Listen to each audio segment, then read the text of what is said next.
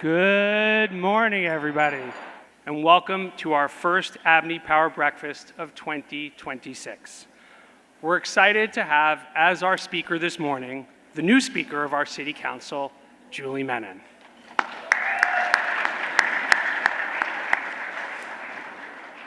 Nothing, and I literally mean nothing, packs the house at ABNY like a brand new speaker. Because to our community, a power breakfast with a new speaker is literally like Harry Styles in residence at MSG, sold out every single time. Why? Because a crowd full of wonks like us knows how to get things done in our city, knows what it takes to pass a budget, knows what it takes to move legislation, to hold leaders to account, and that's the speaker. For our ABNY community, Julie is no stranger, because she has devoted so much of her life to something we greatly admire, and that's public service. I want to take a moment to thank some of the other public officials who are here. I'll mention just two, and then I'll leave the council members to the speaker to mention. Borough President Vanessa Gibson and Borough President Brad Hoylman-Siegel are here. Thank you both for what you do. All right, back to our speaker. Since the day Julie became civically active, she has been relentless. After 9/11, she started Wall Street Rising and helped rebuild Lower Manhattan. She chaired Community Board 1 for 7 years, which can only be described as a thankless job. She was Commissioner of the Department of Consumer Affairs, Commissioner of the Mayor's Office of Media and Entertainment. She was elected to the council representing District 5 in January of 22, and in that role, she passed legislation that laid the groundwork for universal child care in New York City. She was early to it, and she started us on the path. She created an Office of Healthcare Accountability to rein in excessive hospital costs, which has been incredibly substantive. And she eradicated rats from a very busy corridor in her neighborhood, in her district. Look, but how we really got to know Julie was our shared passion and efforts for the 2020 census. Mayor Bill de Blasio chose her to be our city's census director. And look, the census is spinach. It is truly boring, but it is spinach, and for that spinach, she was Popeye. She killed it. There were billions of dollars at stake, and it all boiled down to the issue of could we get New Yorkers to fill out a form they really didn't want to in the height of the pandemic. And as the leader of this effort, she crushed it, and we were proud to run our effort alongside her and be a partner with her throughout. She got results. New York counted 629,000 more residents than just a decade ago. That was more growth than the next 5 biggest cities in America combined. Our count secured up to additional $1.8 billion in federal funding each year that will support everything from our schools and libraries to affordable housing and road repair. I'm sure the speaker is going to really appreciate that money as she negotiates one of the toughest budgets that we've seen since the fiscal crisis. Now, being speaker is a big, complicated job. You wrangle members, you got to bridge ideological divides, and being part of a critical balance of power in a city government takes patience and tenacity. In addition to all her success that she has had in work, she is the mother of 4, which means she knows how to negotiate, and she is the child and grandchild of Holocaust survivors who came to the US for a better life, which means she learned about grit and the power of faith in New York City. She has promised a more proactive council with big issue priorities. We are excited for that, and we're excited to hear more about it this morning. Julie, we'll say to you what we say to all the leaders who come to our stage. Your success is our success. We're rooting for you. We'll be a resource, and we want to do everything to help this city and help you succeed in this city I love.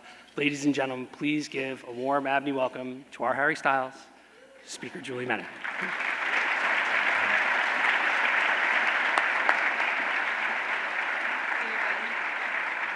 Wow, Stephen, what an introduction. I've never been compared to Harry Styles. I might get some cool quotient mom points with my kids for that, so thank you. So first of all, I want to thank Stephen and ABNY for everything that you do. I have to tell you that I've been involved with ABNY for almost 25 years. At this point, I'm like a fangirl of ABNY. And 25 years is obviously really dating myself, but as I was coming over here, I was thinking about when I came to my first ABNY Power Breakfast, and it was 25 years ago. And when I walked into a room, it was a little bit like this. I thought, is this what people do every morning for breakfast? This is incredible. And I was trying to think of who the speaker was. I think it was former FDNY Commissioner Thomas Van Essen, who I first heard. And for me, that got me hooked on ABNY. So before I begin, I want to first of all thank my amazing colleagues who are here. So I'm just going to call them out. Our Deputy Speaker, Natasha Williams. Majority Leader, Sean Abreu. Majority Whip, Camilla Hanks. Deputy Whip, Elsie Encarnacion. Deputy Leader, Sandra Ung. Deputy Leader, Chris Banks. Finance Chair, Linda Lee. Education Chair, Eric Dinowitz. Land Use Chair, Kevin Riley. Oversight and Investigations Chair, Shekhar Krishnan. Minority Leader, David Carr. Our Economic Development Chair is going to be very important, Councilmember Virginia Maloney. Our Consumer and Worker Protection Chair, Councilmember Harvey Epstein. Our Hospitals Chair, Councilmember Mercedes Narcisse. Our Zoning Chair, Councilmember Farrah Lewis. And our Small Business Chair, Chanel Thomas Henry. So I want to start off with a little bit of background. I got involved in politics in a rather atypical way. I started my career as a regulatory attorney working at a large firm in Washington, D.C., working the proverbial 80 to 90 hours a week. And then I went in-house counsel to Colgate-Palmolive, not that far from here, as their senior regulatory counsel. And at Colgate-Palmolive, lawyers are really not the people you wanted to see because we were viewed as the people who would generally say no. So one morning, I was at a meeting with some of the marketing people, great people, by the way, and they were excitedly telling me different ways that they wanted to market and sell more toothpaste. And I thought to myself, this is really not my life's calling. This is not what I'm going to do, focus my life on selling more toothpaste, so I hope there's no one from Colgate-Palmolive here. But that was really the turning point for me when I decided to do a major career shift, and I opened up a business in Lower Manhattan, Vine Restaurant. Some of you might have been there. And it was a restaurant, a catering business, and a market. And I opened it in 1999, and it was located across the street from the New York Stock Exchange and very close to Ground Zero. At the time, my husband and I were living down there as well. And on the morning of September 11th, my husband Bruce had a 9 a.m. meeting at the World Trade Center. My mother, who lived with us, had gone out that morning for a doctor's appointment. Thankfully, my family was okay, but obviously, we know the lives that were lost and the devastation it brought on our city and our country. And so that is really what got me first involved in public service. I founded a not-for-profit organization called Wall Street Rising that was focused on rebuilding downtown. We helped over 600 small businesses stay in Lower Manhattan at that time and help residents stay there. And we did programs like Art Downtown and Music Downtown to really revitalize Lower Manhattan. I was honored to serve on the 9/11 Memorial Jury and still serve on the 9/11 Memorial Board. And I served, as Stephen said, as chair of Community Board 1 in Lower Manhattan for 7 years post 9/11, and then continued service as commissioner of several city agencies. So that is really how I got involved in public service. And now it has been the honor of a lifetime to be in the city council and to represent a district that gave my mother and my grandmother a better life when they survived the Holocaust in Hungary and ended up settling in Little Hungary on the east side of Manhattan. And so as we head into 2026, it's clearly going to be a pivotal year. On July 4th, we are going to mark the 250th anniversary of our nation's founding. And as we all know, in the summer, we are going to welcome millions of people to our great city for the biggest sporting stage, the World Cup. And that is an event that truly showcases the best of what the 5 boroughs endeavors to be: competitive, inclusive, and joyful. And that's an event that will host fans from an array of backgrounds almost as diverse as our great city. And when I was thinking about it, it also to me is an event that represents the best of what ABNY is, which is fostering our city's growth and diversity, advancing our city's quality of life, and fortifying our city's economic future. And as the noise from the World Cup fades away, we will also commemorate 25 years since the tragic events of 9/11. We will clearly remember the courage of our first responders and the selflessness of their sacrifice, and we'll remember the lives that were lost and what our city was attacked for. which was the values of democracy that we strive to uphold and protect every day. These are values that are currently under serious attack all across our nation and right here in New York City. Now, a year as pivotal as the one ahead of us calls for moments of renewal. A renewal of our goals, a renewal of our vision, a renewal of our resilience. And in the aftermath of 9/11, we showed what happens when the private sector works hand in hand with city government, and when the city says to the world, New York is open for business. We were able to do it all not because we flinched in the face of failure, but because we embraced the necessity of our renewal. And now we must embrace it again. That renewal requires leadership. And these next 4 years are about converting our proactive vision into concrete execution. And so today, I'm really excited to outline a few of the ways that the Council is going to be attacking these issues. So the question of affordability is one that is our responsibility as government officials to answer, because the more affordable our city is, the better it is. It will be easier for families to put down roots and stay here. The easier it will be for businesses to attract talent so that people can afford to live here. And the more fruitful it is, for example, for artists who unfortunately are leaving our city because of affordability, so having more artists stay here to support the creative industries, and the more supportive our city can be for vulnerable communities in need. So as we face challenging fiscal times, it is vital that we in the Council look towards areas where we can save money, so that we can then put that money towards affordability, childcare, and other top priorities. One of those areas of savings is in the healthcare industry. So currently, 10% of the New York City budget is spent on public sector healthcare. It's about $11 billion a year. And that pays for our over 300,000 city employees, it pays for retirees and for dependents. Just as way of example, that same number 5 years ago was $6 billion.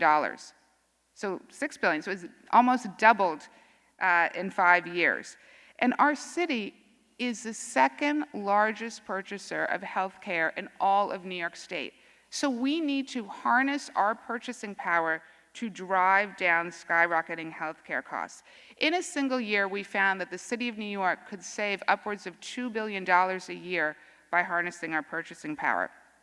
So as Stephen mentioned, 2 years ago, we created the nation's first Office of Healthcare Accountability based on a bill that was mine that we passed, and now we're going to realize those savings. First of all, this has led to a new city health plan that can save New York City taxpayers up to $1 billion per year, while also at the same time offering the same level of care that our city workers and retirees deserve. Right now, I believe the insurance industry needs to operate at that same level of transparency. Across the country, insurance prices have been surging, but in New York, the hikes are particularly significant. So I want to give a few examples. Homeowners insurance premiums in our state have been increasing on average 26% annually. And we are hearing numerous reports that some buildings have had insurance surge over 300%. Leaving a debilitating impact on renters and homeowners. And this surge, quite frankly, is going to be a major impediment to our ability to build more affordable housing, which is why we have to tackle it. The average cost of auto insurance for New Yorkers is around 52% higher than the national average. And employer-sponsored health insurance premiums are 12% more expensive than the national average. On top of these disparities, if you're a small business owner in New York, liability insurance is crushing small businesses all across our city, costing 4 times the national average, which is basically why one of the major reasons why we saw over 5,000 small businesses close last year. Both these rises and the regional disparities affect everyone, from hospitals to the patients they serve, from small business owners to their employers, to their customers. And let's be frank about this, it also makes New York less competitive on the national stage. So New Yorkers are overpaying for insurance of all kinds, and that money hurts our wages, our government, and our overall economic development. To fight these costs, we need transparency.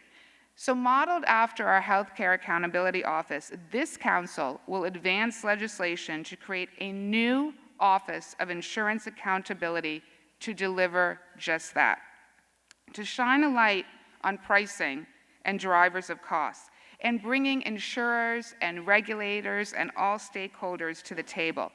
We are going to establish an insurance accountability advocate to assist consumers with unfair claim denials or unreasonable delays, even intervening directly with insurance companies on their behalf.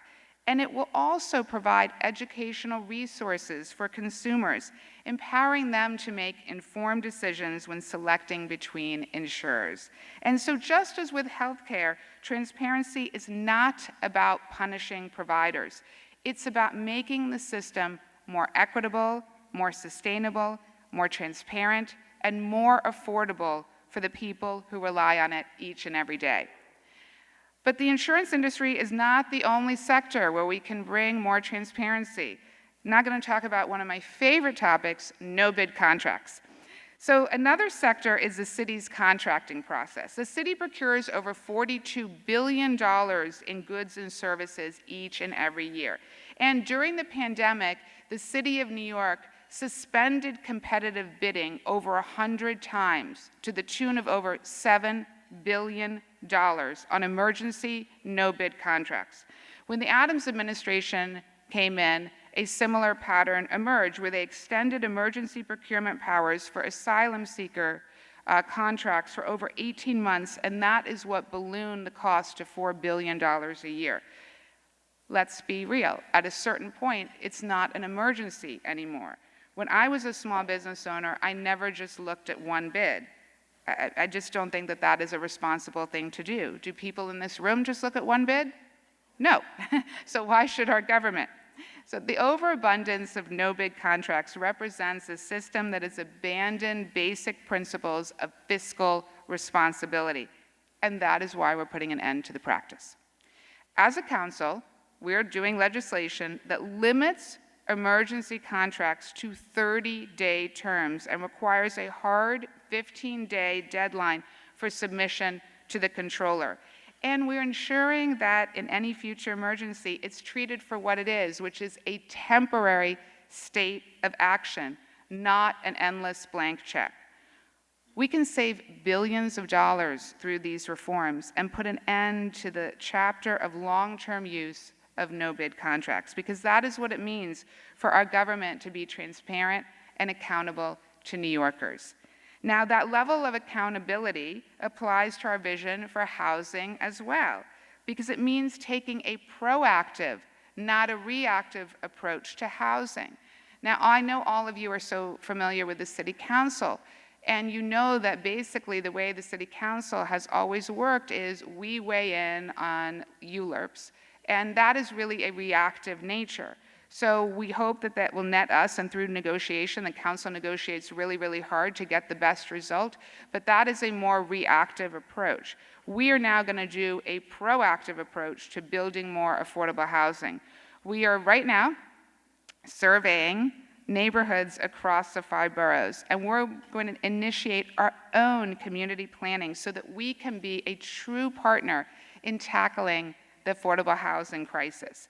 This will help us come up with a plan to make sure that there are tens of thousands of new housing units. So our land use team is looking at the over 1,000 city-owned sites. Some are vacant lands, some are underutilized or under-purposed buildings. We're looking at community rezonings, and we're also looking at public libraries.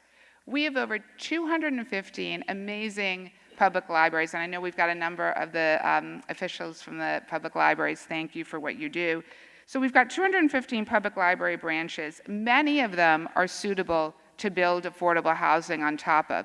And the win-win of this approach is we also, to those libraries that need capital improvements, we can do capital improvements for those libraries at the same time. I'm going to give one example.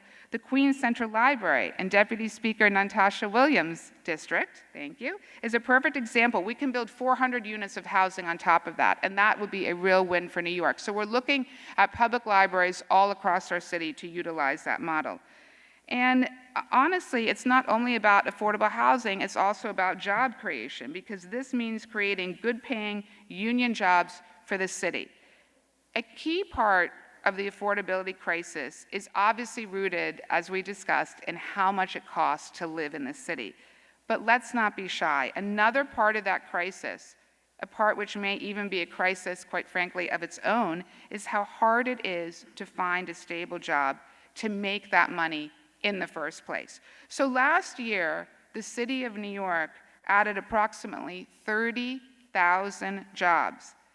Now that pales in comparison to the average of 187,000 jobs that were created annually in the 4 years prior. Couple that figure with the stat I mentioned earlier that New York City lost 5,000 businesses in 2025. We are now at risk of losing entire sectors to cities in Texas and Florida. Employers are leaving, carrying with them billions of dollars of income and stripping the city of the help that comes with it. Now consider around 30 years ago when New York had nearly double the number of financial jobs as Texas. In 2024, Texas surpassed us. Now, why are we, this is crazy when you think about it. We're New York. We should never be ceding our leadership to the state of Texas. What will, thank you, yes. What will 30 more years look like? What will 10 years look like? What will 5? Cities like Austin and Miami are marketing themselves as hubs for tech and finance. So we in New York City must continue to build out these commercial sectors to create pipelines for the future. If competing states are catching up, we have to be ahead of the curve and reverse that trend. There is no reason New York City cannot be a leader in every single industry. And we must focus on workforce development, which is one way we can also create jobs for underserved communities. By elevating workforce development from a collection of programs to a central economic strategy, we need to treat it as a core priority because it is essential to advancing economic mobility and shared prosperity across our 5 boroughs. Now, this priority is not new for me. When I served as Commissioner of the Department of Consumer Affairs, we morphed it into the Department of Consumer and Worker Protection. So we uplifted workers, and we also lowered fines on small businesses. Our council is committed to have the strongest worker protections in the country, as much as we are committed to attracting and keeping new and existing businesses here. These 2 ideas, I strongly believe, are not mutually exclusive. And we must do more to support small businesses. When I served as Department of Consumer and Worker Protection Commissioner, we announced 30 different reforms to lower fines on small businesses. We gave businesses 30 days to cure a violation if there was no consumer harm or safety issue. Now, as a council, we are going to provide that same relief to all major fine assessing city agencies so that we are truly lowering fines for small businesses where there's no safety violation or consumer harm. In addition, a couple of years ago, the council passed a bill, it was my bill, to create a one-stop shop portal to consolidate city licenses and permits. We are going to go even farther and ensure that when small businesses are interacting with city agencies, we automate to the fullest extent possible those interactions so that small business owners no longer have to take a day off work to interact with city agencies. And then finally, and this is a big one, we are going to fix the outdoor dining program and make it year-round.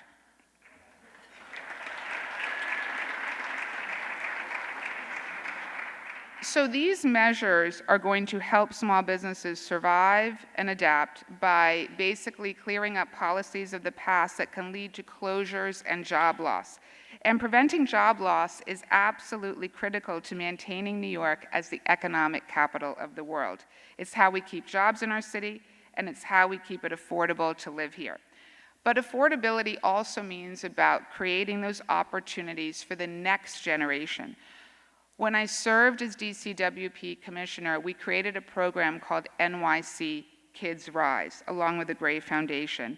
And that is a program that has seeded college savings accounts for every New York City public school kindergartner. And those funds are invested in the state's 529, so they grow each and every year. Now, we want to re-envision that initiative by launching NYC Future Funds, which will be a new program to provide $1,000 for every public school kindergartner and $3,000 for children in the highest need, invested in the state's 529, so they grow each and every year. This is how we get to the issues of economic disparities. Individuals holding a bachelor's degree earn nearly double the income of those without upper secondary education. And kids with a college savings account are 3 times more likely to go to college. Now, our program with Kids Rise can be utilized for vocational school, community college, four-year, any type of college. So it really is expansive in that regard. And expanding this work is about giving our youth a real shot at long-term economic mobility. Now, 10 years ago, in many neighborhoods, you'd have to walk into 5 classrooms to find a single child with a 529 account. Now, as I mentioned, thanks to NYC Kids Rise, we have launched over 340,000 college savings accounts for New York City public school kindergartners, and that is worth now over $60 million.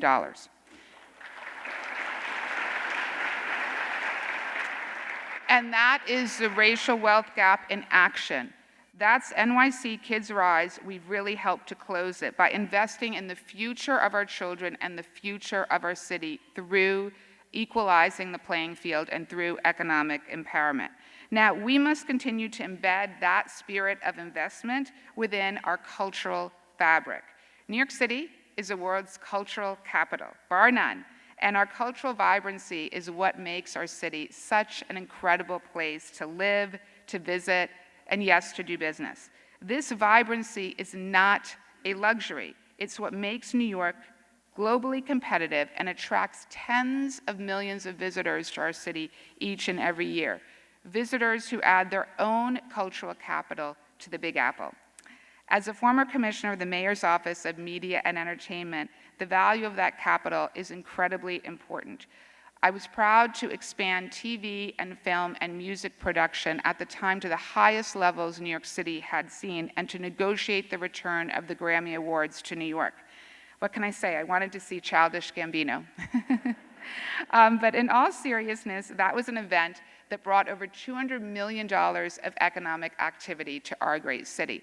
So it's really imperative on city government and on all of us to make sure that New York is hosting these large-scale events consistently, events that highlight our history, our diversity, and the vitality of our 5 boroughs. Events as memorable as the World Cup and as momentous as the 250th anniversary of our independence. Because when government invests in culture, we all benefit from that investment.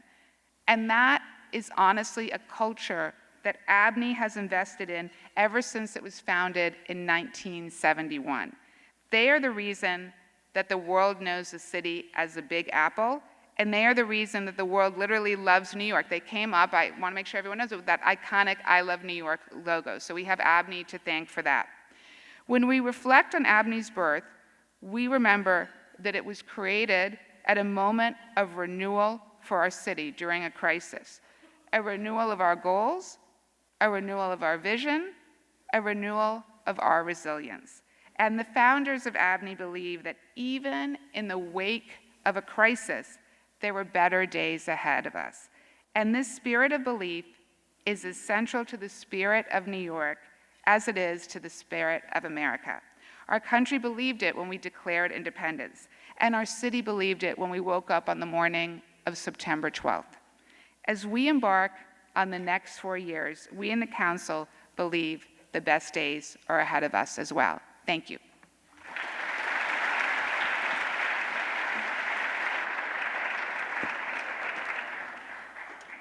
I'd like to start with like an approach question.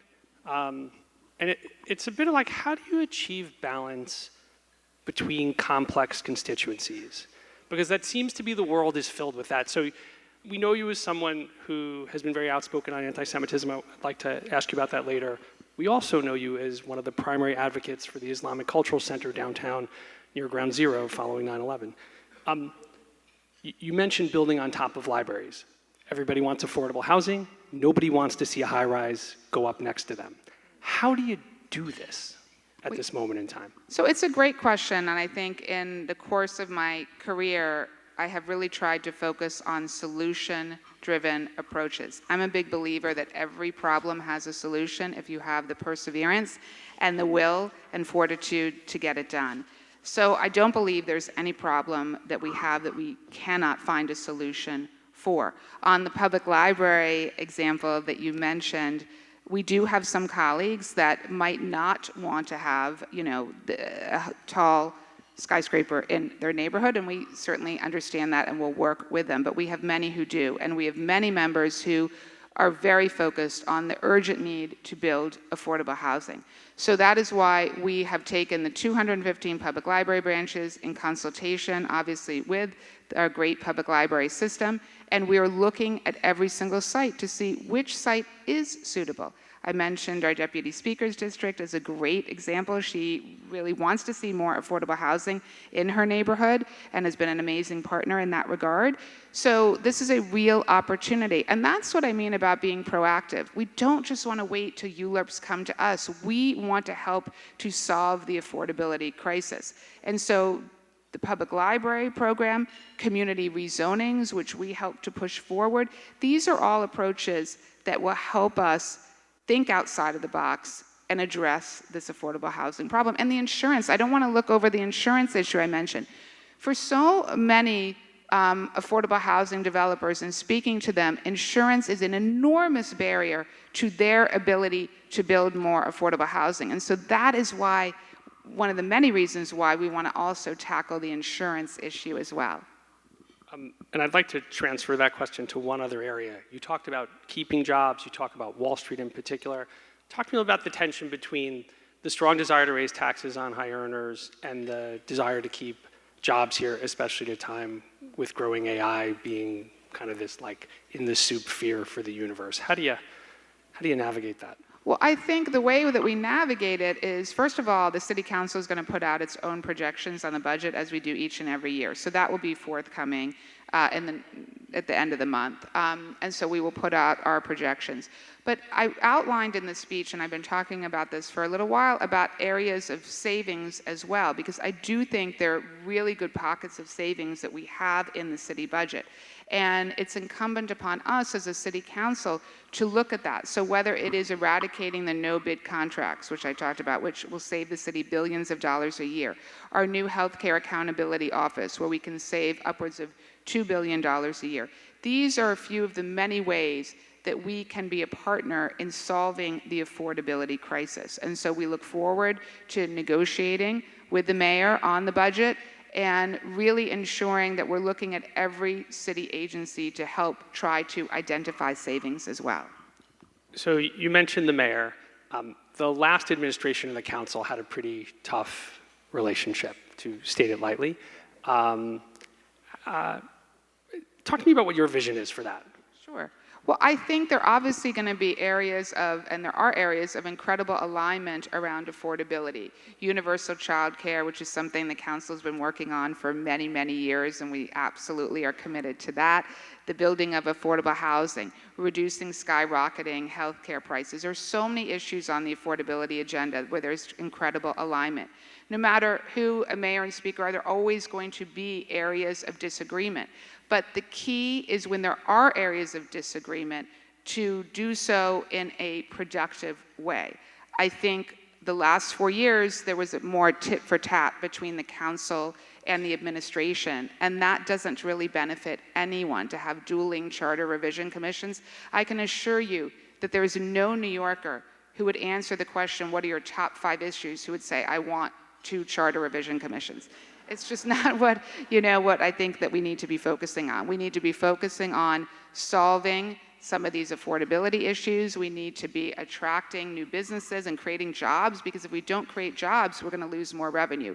And that will be a huge problem in tackling the affordability crisis. And I mentioned small businesses because we've lost so many small businesses. It's very difficult for small businesses right now to operate in the city. So it's an urgent need that we address that as well.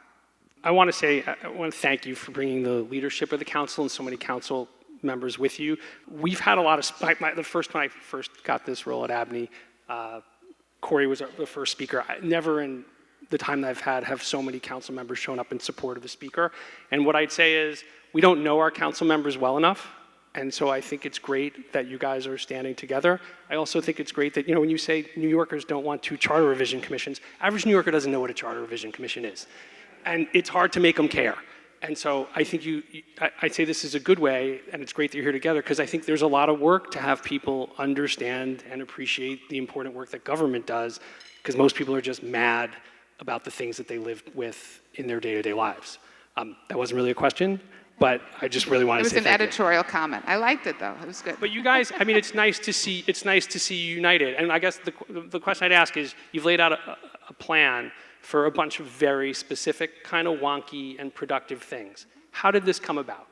Did you come to the team and say, this is the stuff I care about? They're your colleagues for a few years now. Did you go and say, what do you think is important to you? How'd you cook the plan? So first of all, on insurance, we have heard from so many colleagues about insurance. We've heard complaints directly from colleagues about small businesses and small business interruption insurance, about rising costs for affordable housing developers to be able to build affordable housing. So this insurance issue has been bubbling up.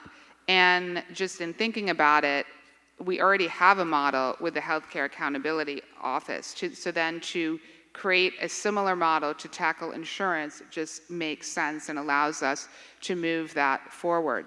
I think on affordable housing, you're going to see the council come up with additional ideas as well. Like we announced a public library branch, which I'm working very closely with our land use chair, Kevin Riley. We announced the DCAS, the city-owned sites, the 1,000 city-owned sites, the vacant land, the under-purpose buildings. But we also have additional ideas that we're going to put forward as well. We have an amazing leadership team, almost all of whom are here. And I think that's really important as well, because when you have the buy-in of a large number of council members, that is what is going to allow us to advance our agenda. So that is why I'm so thrilled that they're here, and I so appreciate their partnership and support. You are the first Jewish female speaker. First Jewish speaker. Not even female, but yes. Sorry. Father of 3, both Jew. I'm father of 3 girls. I'm female. Got ranks higher than Jewish in my family. And I went to yeshiva. Talk to me about your work on anti-Semitism. You have a 5-point plan. You have a task force. You've dealt a lot with religious intolerance. How do you cope with the fact that Jews are 10% of the society, and last year 60% of the acts of religious violence were against Jews? It is an enormous problem, which is why we took action immediately. When I first became a council member in 2022, the first town hall I had was on anti-Semitism. It was still during the height of COVID, so it was virtual, and 350 people showed up on a Zoom on this town hall in 2022. About a year and a half ago, I launched a program at the Museum of Jewish Heritage in Battery Park City to bring every 8th grade public school student to the permanent Holocaust exhibition, because studies show that 34% of young people believe the Holocaust is a myth or is exaggerated. 34%. So when we know that very disconcerting statistic, we need to act. And I do strongly believe that education is the best antidote to fight hate. So we announced this 5-point plan. It involves buffer zones around houses of worship and schools. It involves providing security cameras to all houses of worship where there is a need if they cannot afford it. It involves helping to create security plans for all houses of worship. It involves a hotline to report anti-Semitic incidents and other incidents of hate so that we can really look at that data and mine that data, because one of the common refrains I hear, whether it's anti-Semitism or another form of hate, is oftentimes people aren't even sure how to report it. Do they call 311? Do they call 911? What do they do? And so by having a dedicated hotline, I think that will help to really get the issue out more and to inform our data from a policy standpoint. And then we're also giving the Museum of Jewish Heritage a $1.25 million additional funding to expand upon this 8th grade field trip program so that we can bring more students there to go to the Holocaust exhibition. So these are ways that we can fight anti-Semitism. And it's not only about anti-Semitism. Again, we are seeing hate in other forms rising as well, anti-Asian hate, LGBTQ, Islamophobia. So we now have a new committee to combat hate that is really going to look and drill down on some of these issues. I want to ask a little more about universal child care. How do we pay for it, really? It's expensive, it's big. I think you'd find most people love it, but want to know how we do it. Well, that's why I outline savings, because if we can find these savings in the city budget, it helps us to be a partner to the mayor in tackling this issue of universal childcare. As you mentioned, it's not a new issue for the council. We've been working on it since our first term. We passed bill after bill after bill to get us on a path to universal childcare. One of the real impediments, which we are tackling in the council, is about 1,400 childcare facilities closed in recent years. And due to the bureaucracy of some city agencies, it's actually somewhat difficult sometimes to build new childcare facilities.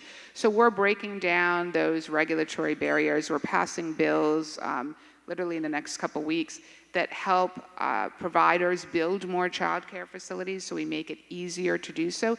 And then how do we pay for it? The governor and the mayor outlined their plan, a phased-in plan. And again, I think we really need to look at these areas of savings. And then the council is going to be putting out its own budget analysis at the end of the month that really looks at where we think some of the numbers are. And so we look forward to being a partner in tackling this issue. You talked about trying to save money. An example I've heard you talk about, it costs $4 million to build a toilet in a park, which, it's like, that's like the new version of the, $10,000 hammer. One, is that number real? And two, what can you do about it? Yeah, we can do a lot about it. We are going to tackle procurement reform. It is ridiculous that it is costing the New York City Parks Department, on average, $4 million to build a bathroom in a public park. It's just insane, and oftentimes it's taking the Parks Department up to a decade just to renovate a park. So this is what New Yorkers see, no matter what community you live in. They see that parks are taking years upon years upon years. Funding is allocated, and then these delays. And it's because of our broken procurement process. So we are, rest assured, going to tackle this in the council. We have a lot of ideas of how we're going to do it to basically reduce the costs and to speed up the timeline so that people can see their parks being built and renovated quickly.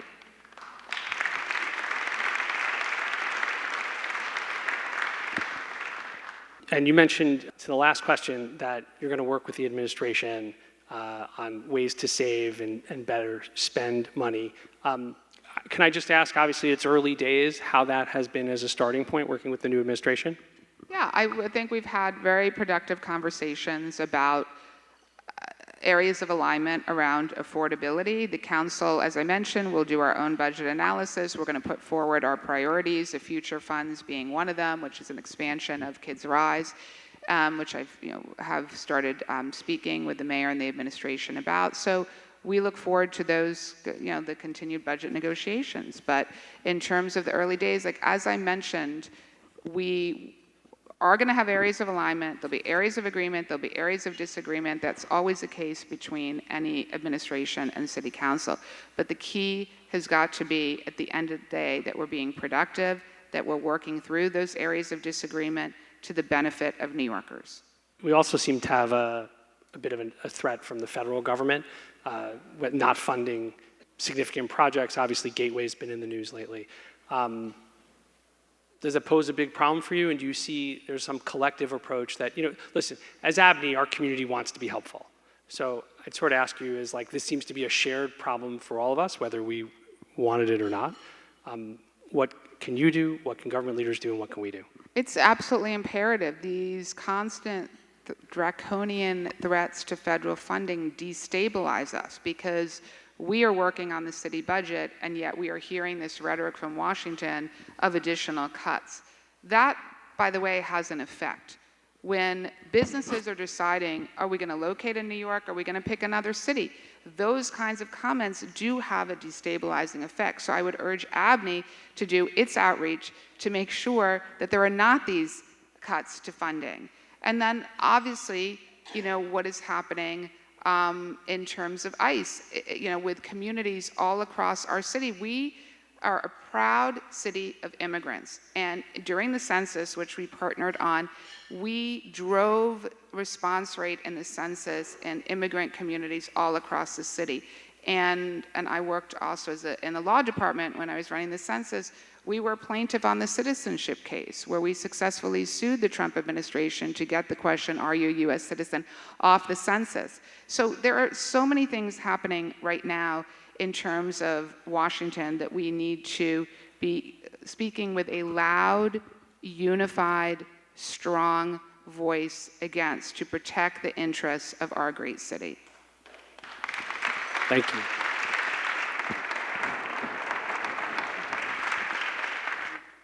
Just since you mentioned the census, do you think we're going to be fighting do you think the questions, they're going to try to bring back the question, or we're going to have the same fight again? Yes, I've been speaking about this for a couple months. I'm deeply concerned about the citizenship question. So just to kind of take a step back, in the first Trump administration, Wilbur Ross, the Commerce Secretary, added a question that hadn't been on the census in 70 years. Are you a U.S. citizen?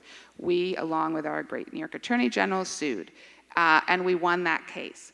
We won that case on administrative law grounds, meaning that the Supreme Court found that it was so-called arbitrary and capricious to have that question on. So now we have a situation where House Republicans are trying to add that question back to the census and trying to prove that they have a reasonable argument as to why it should go on.